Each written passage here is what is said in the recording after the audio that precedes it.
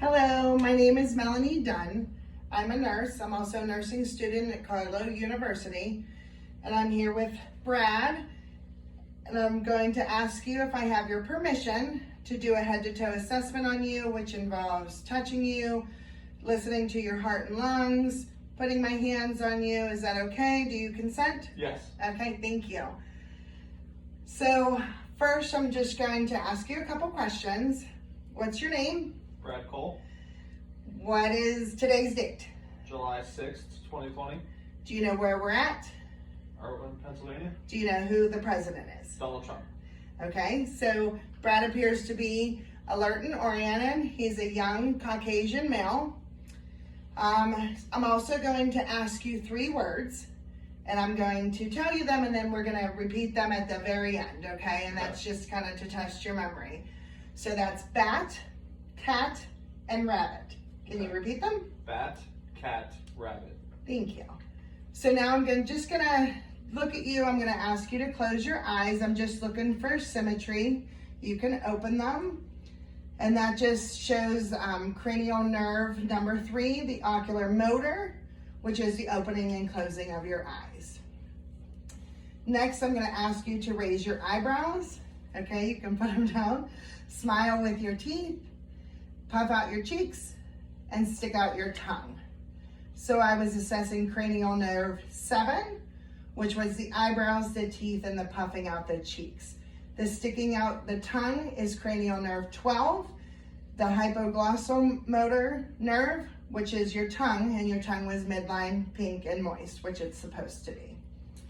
So I'm going to now test for discrimination of sensory, which is kind of just touching your face, and I'm going to use a dull object and a soft object. So I'm going to have you close your eyes, and when I touch your face with the dull object, you say dull, and when I touch your face with the soft object, you say soft. Okay? Mm-hmm. You ready? Yep. Okay. Dull. Soft. Dull. Soft. Dull. Dull. Soft. Okay, you can open your eyes, and that's testing cranial nerve 5, the trigeminal nerve. Next, I'm just going to take a look at your eyes, and we're going to test your extraocular motor function, and just move with your eyes, okay? Follow my finger.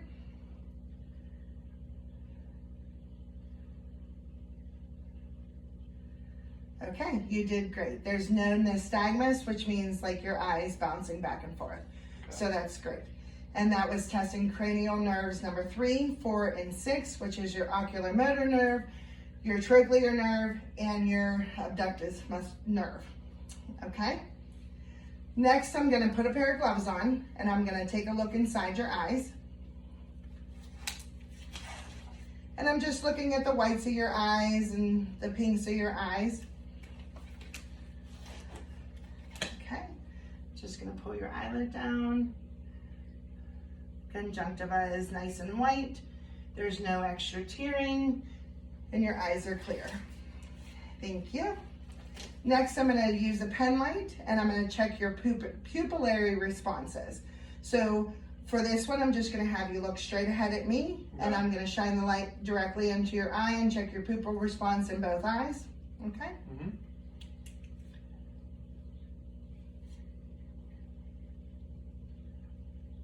Pupil constricts and is brisk. Next, I'm going to shine the light in your left eye, and I'm going to watch your right pupil. And this is consensual. Okay, it constricts. Thank you. Next, I'm going to hold my finger up, and I just want you to look at my finger, and I'm going to move it closer to you, and I'm just going to watch your pupil response, okay? And your pupils dilate, which is pupil accommodation, okay? Next, I'm just going to take a look at your ears. And standing here, they look very symmetrical. They're about 4 centimeters. There's piercings. I'm just going to touch them. Take a look inside. There's no drainage. Any pain or tenderness when I touch your ears? No. Awesome. Okay. Next, I'm going to ask you to open your mouth. Wait, hold on. Let me get back my light. And I'm just gonna look inside your mouth, okay?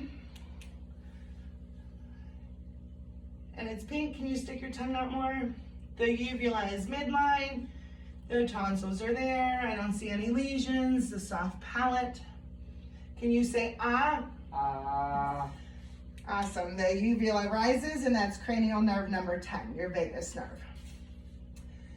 Usually if you touch your uvula, which sparks a gag reflex, I don't have anything to do that with today, so we're gonna skip that, but it usually does happen, okay? Next, I'm gonna place my hands on your shoulder, and I just want you to shrug up. Okay, it's even and symmetrical, thank you. And that's cranial nerve 11, which is the spinal accessory nerve, okay? Next, I'm gonna palpate the lymph nodes of your neck, okay?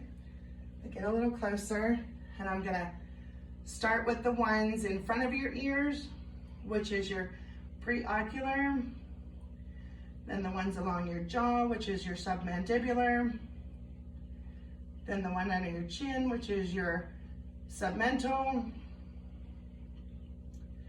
then behind your ears, which is your posterior ocular, then your occipital, which is kind of behind your head in your occipital lobe, then the superficial clavicular, which is down your neck, posterior cervical, which is in this space of your muscle, and then your supraclavicular, which is in your clavicles. Okay, I don't feel anything. Next, I'm gonna feel for your carotid pulse on one side, and then on the other side. And if you don't mind, I'm gonna listen to your carotid. And when I put my stethoscope on your neck, I just need you to take a breath and hold it just for a second. Okay, go ahead. Okay. Okay. And what I'm listening for is bruits, which is like an odd sounding surge of blood in your neck. And I'm looking at your neck. I'm looking for jugular distension. I don't see any, so if there was any, it would be bulging in your neck, and you can actually see it pulsing. Okay, now I'm gonna palpate your trachea. I'm not gonna push too hard. Okay, the trachea is midline. Okay, now I'm gonna feel for your thyroid, and I'm gonna start in the front. So I want you to just put your head down, look to one side, and swallow. Okay, the other side. I don't feel anything. I'm gonna do a posterior.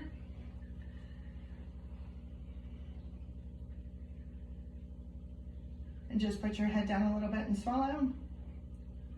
Okay, I don't feel any masses, no goiters, no anything. So that's great. Now I'm just taking a quick look at your skin, and I'm just gonna feel your skin, and you're warm and dry. Everything looks good, your tan looks good. I'm gonna check for skin turgor, which is just a pinch up of your arm, and it's brisk, meaning that you're well hydrated. I'm gonna look at your nails and your hands. I'm gonna check the capillary refill on each finger, which is good. The nails are in line with the contour of the fingers. No clubbing, which is great. Clubbing usually means they bulge up and you have like lack of oxygen. So I'm just watching you breathe, and your respirations are easy. You don't seem labored, which is good. So if you can stand up for a second. Oh. Let's turn around here so we're on camera. Okay.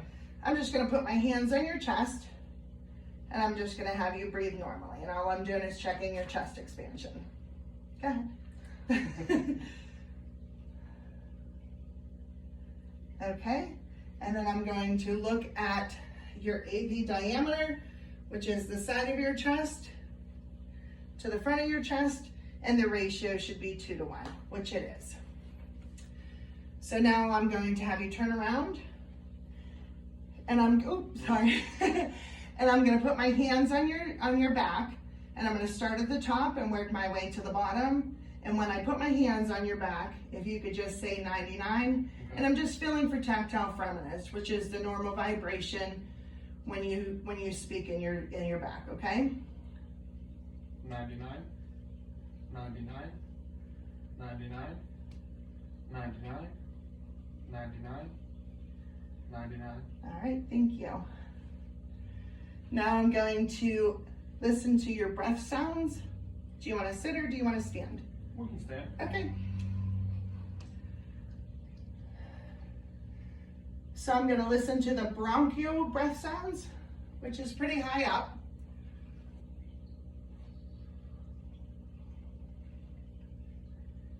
And these are usually loud and higher pitched. Now your bronchial vesicular breath sounds, which are next to your sternum.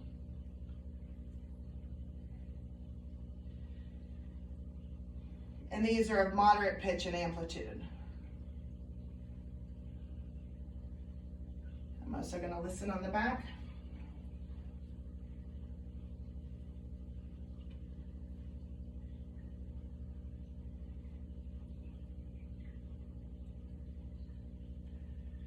So while I'm back here, I'm going to listen to the vestibular sounds, which are more lateral.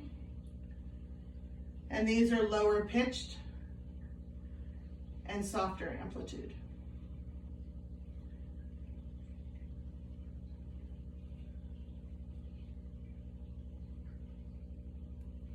Sounds good on the back.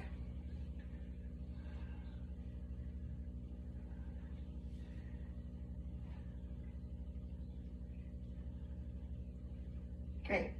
So now I'm going to tap on your back. And this is your costovertebral area.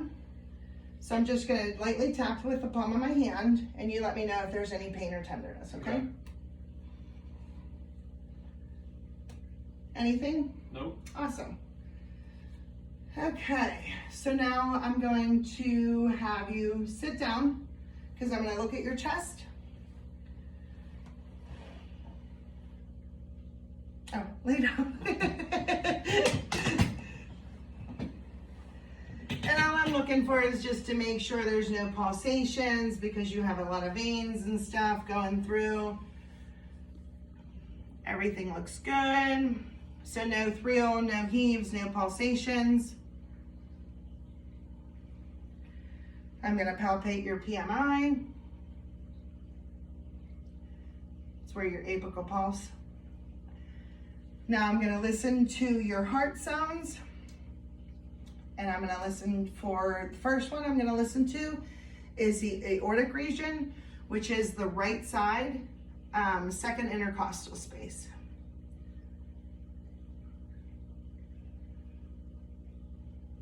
Okay.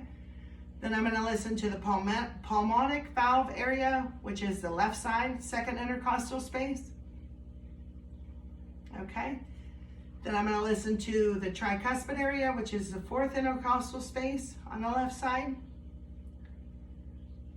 near the sternal border. Then I'm going to listen to your mitral valve, which is in the fifth intercostal space, mid-clavicular line. And this is the strongest and loudest heartbeat you have.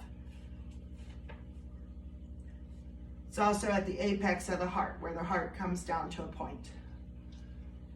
Okay? And I would use the bell of the stethoscope to hear lower pitch sounds. So now I'm going to check your pulses. I'm going to start with your radial pulse, which is on your wrist. It's very strong. I'm going to check your brachial pulse, which is on the ulnar side of your arm, which is strong as well. Then I'm going to move down to your legs, and I'm going to check your pedal pulse, which is on the top of your foot. There's one on both sides. Then your posterior tibial pulse, which is on the inner side of your ankle, behind your ankle bone.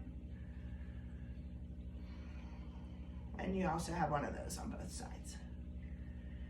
Next, I'm gonna inspect your abdomen, and I'm just gonna lift up your shirt because I just wanna see the contour of your abdomen to make sure there's nothing, no waves, no motions, no anything like that. And there are no pulsations, there's no peristalsis, there's no waves, there's no pulsations that I can see. So I'm going to listen to your bowel sounds, okay? And I'm going to start in the right lower quadrant, and I'm gonna follow your large intestine. You have active bowel sounds.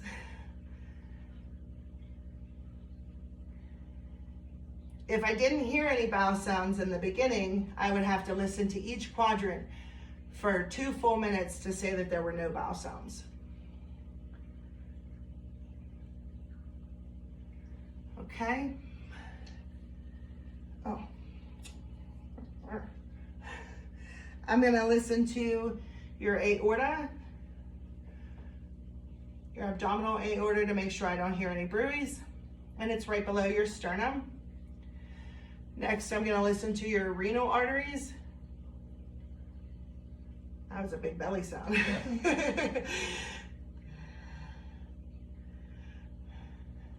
Then your iliacs.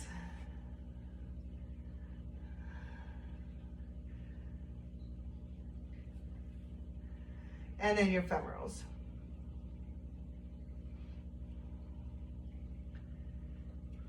And I hear no bruits, so that's great. Next, I'm gonna touch your abdomen and I'm gonna palpate your abdomen. Let me know if you feel any pain or tenderness when I'm pushing on your abdomen. Okay.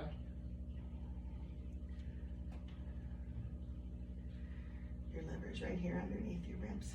Okay.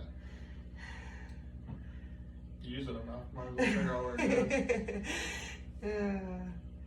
No pain or tenderness? Nope. That's awesome. So now I'm just gonna take a quick look at your legs and your legs. And the muscle mass seems equal. The hair distribution is equal. Skin is warm and dry to the touch. Feet are a little on the cold side. No masses. So I'm going to check for edema, which is swelling of your feet and ankles. A lot of times if you're on your feet a lot, you get that. And right now you don't have any, so that's a good sign. Okay, so I'm gonna check your muscle strength. I'm gonna put my hands up, and I need you to push your feet on my hands, okay? All right, now I'm gonna put them on the top and try and pull back. All right, great, they're equal on both sides. Now I'm going to run my finger up your foot, and I'm checking for a Babinski sign. And I don't see any, that's awesome. Okay, now if I can have you stand up,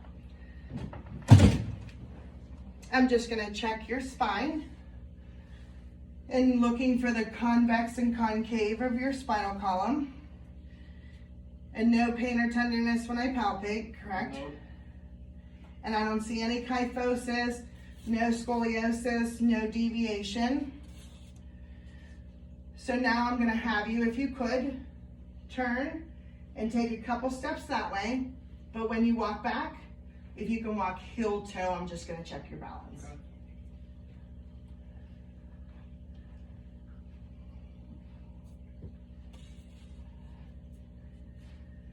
Great, you didn't even have to hold out your arms.